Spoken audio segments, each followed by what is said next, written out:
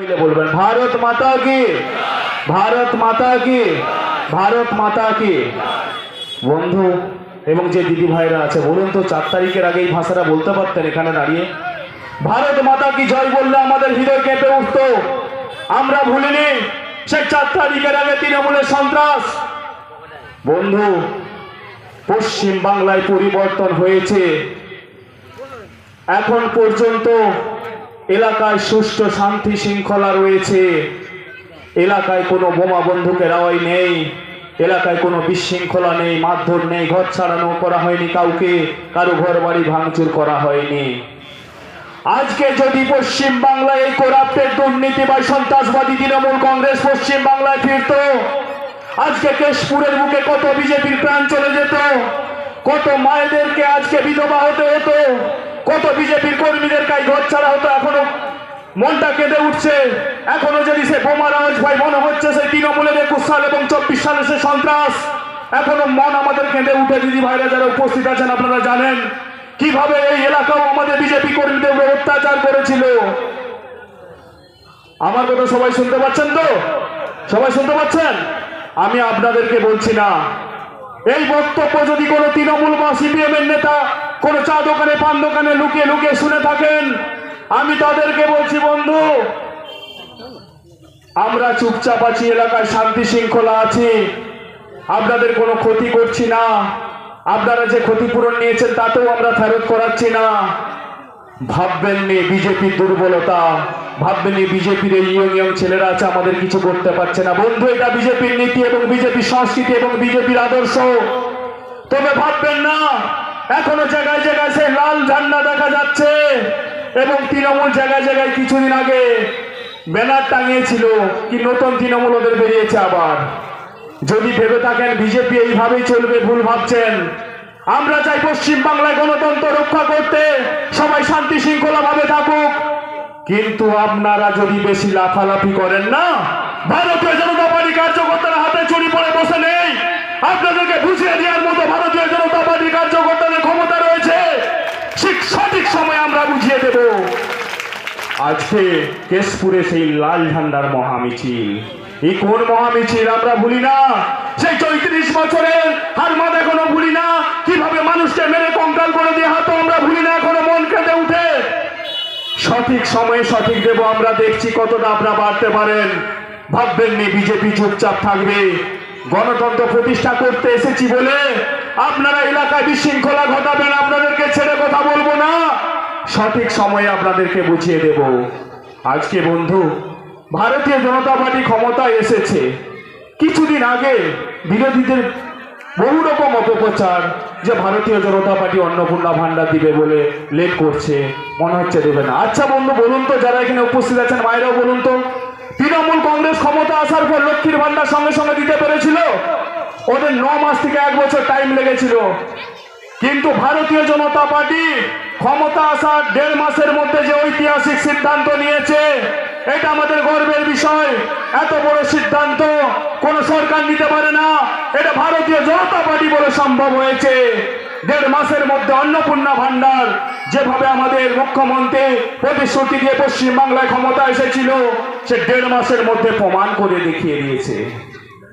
আপনারা বলবেন এই 2-1 দিন আগে শোনা যাচ্ছে 17 তারিখে মনে হয় দেবে না। আপনারা যারা মায়েরা আছেন সবারই অন্নপূর্ণা ভান্ডার ঢুকছে তো 17 তারিখ থেকে? তৃণমূলের করাপ্টেড কালচার এবং বিশৃঙ্খলা কথাবার্তায় কান দেবেন না। সমস্ত মায়েরা যারা পাওয়ার যোগ্য তারা অন্নপূর্ণা ভান্ডার পাবে। গতকাল থেকে অন্নপূর্ণা ভান্ডার ঢুকছে, আজকে ঢুকবে। 4 দিন টাইম দিয়েছে মুখ্যমন্ত্রী। 4 দিনের মধ্যে সকল মা বোনেদের অ্যাকাউন্টে অন্নপূর্ণা ভান্ডার ঢুকবে। আজকে পশ্চিম বাংলায় বিজেপি ক্ষমতায় আসার পর যে সমস্ত প্রতিশ্রুতি দিয়েছেন একে একে বাস্তবায়িত হচ্ছে।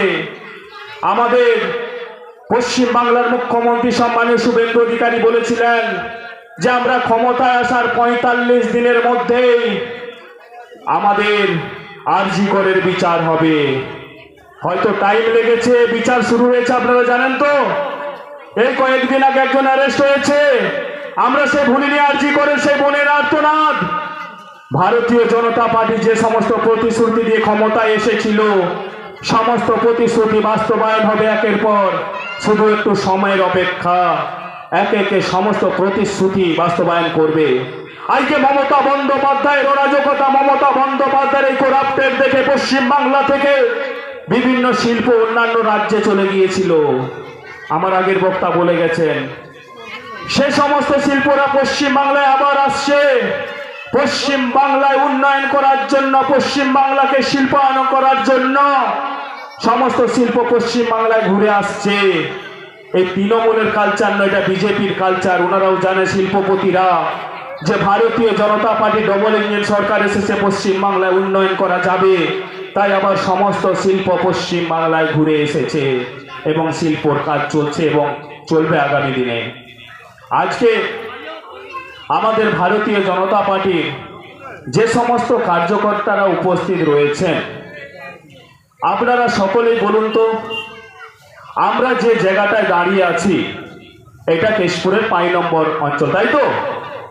এই 5 নম্বর অঞ্চলে আমাদের দেশের নাম কি ভারতবর্ষ? তো আমরা ভারতকে কি বলি? মা।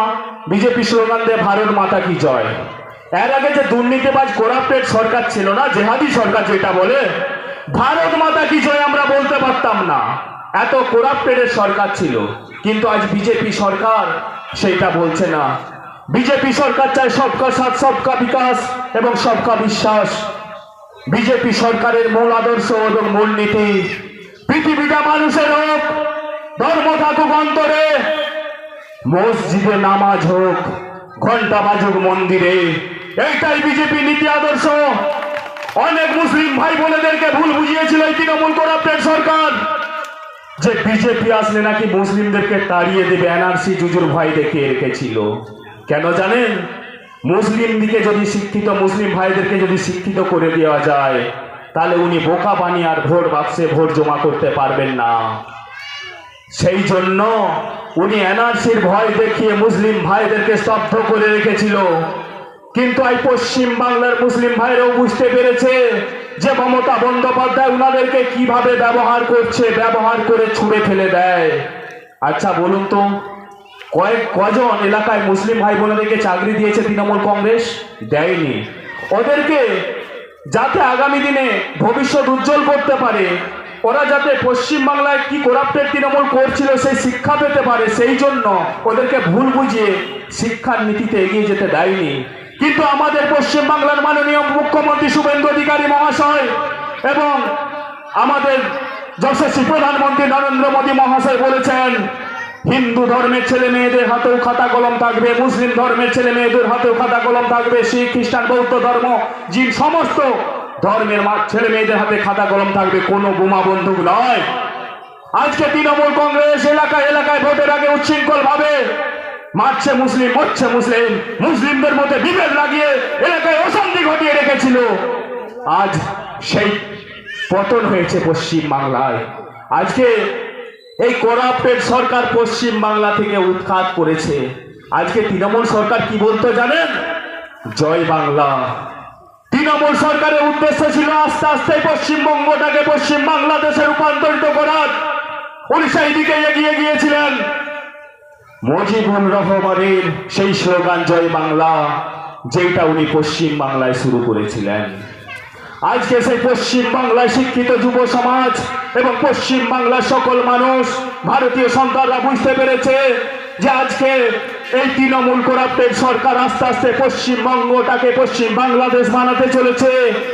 তাই আজকে পশ্চিম বাংলার মানুষ উৎখাত করেছে। তারও আগে ধন্যবাদ জানাই আমাদের নির্বাচন কমিশনকে, যে নির্বাচন কমিশন এভাবে সঠিকভাবে ভোট করিয়েছে এবং মানুষ নিজের ভোট নিজে দিতে পেরেছে। আজ তৃণমূল সরকার পশ্চিম বাংলা থেকে উৎখাত হয়েছে। আমি আর বক্তব্য বেশি দীর্ঘায়িত করব না। মানুষের সেবা আমাদের অঙ্গীকার, মানুষের উন্নয়ন, সকলের সম্মান, এইটাই আমাদের ভারতীয় জনতা পার্টির নীতি আদর্শ। মা বোনেদেরকে একটা কথাই বলতে চাই, এলাকায় এলাকায় কিছু কিছু করাপ্টেড নেতা উচ্ছৃঙ্খলা সৃষ্টি করার চেষ্টা করছেন। আমরা আপনাদের সঙ্গে আছি। যদি সেই পুরনো নীতি আদর্শ এবং পুরনো ইতিহাস পশ্চিম বাংলায় ফেরাতে আসে, তৈরি হতে হবে, ওদেরকে বিদায় করতে হবে। ওরা ভাবছে বিজেপি কিছু করবে না, এইভাবে ওরা থাকবে। কিন্তু মা বোনেরা তৈরি থাকুন, যারা এলাকায় অশান্তি করতে আসবে আমাদেরকে প্রতিবাদ করছে উঠে ওদেরকে তাড়িয়ে বিদায় করতে হবে। ওরা সেই 34 বছরের আবার ইতিহাস ফেরানোর চেষ্টা করছে। যদি আমার এই কথা কোনো সিপিএম ভাই বোনের কানে যায়, যারা এখনো সেই লালের কথা ভেবে কেশপুরে যারা মিছিলে যাচ্ছেন, শুনে রাখুন বন্ধু, বিজেপি ছেড়ে কথা বলবে না। আমরা গণতন্ত্র ফিরাতে এসেছি, কিন্তু শান্তি শৃঙ্খলা ভাবে থাকুন, যাতে এলাকায় সবাই সুষ্ঠুভাবে থাকতে পারেন। আমরা কোনো বিশৃঙ্খলা করতে চাই না। আপনারা যদি বদমাইশি করেন, বিজেপি ছেড়ে কথা বলবে না। যাই হোক, আমি আর এই বক্তব্য দীর্ঘায়িত করব না। আমার অনেক সিনিয়র বক্তারা রয়েছেন, যারা এখানে উপস্থিত হয়েছেন, সকলকে আবার পুনরায় যথাযোগ্য স্থানে সম্মান জানিয়ে আমি আমার ছোট্ট বক্তব্য শেষ করছি। আমি আবার বলছি, আমাদের বিজেপির নীতি পৃথিবীটা মানুষের হোক, ধর্ম থাকুক অন্তরে, মসজিদে নামাজ হোক, ঘন্টা বাজুক মন্দিরে। জয় হিন্দ, বন্দে মাতারাম, ভারত মাতা কি জয়।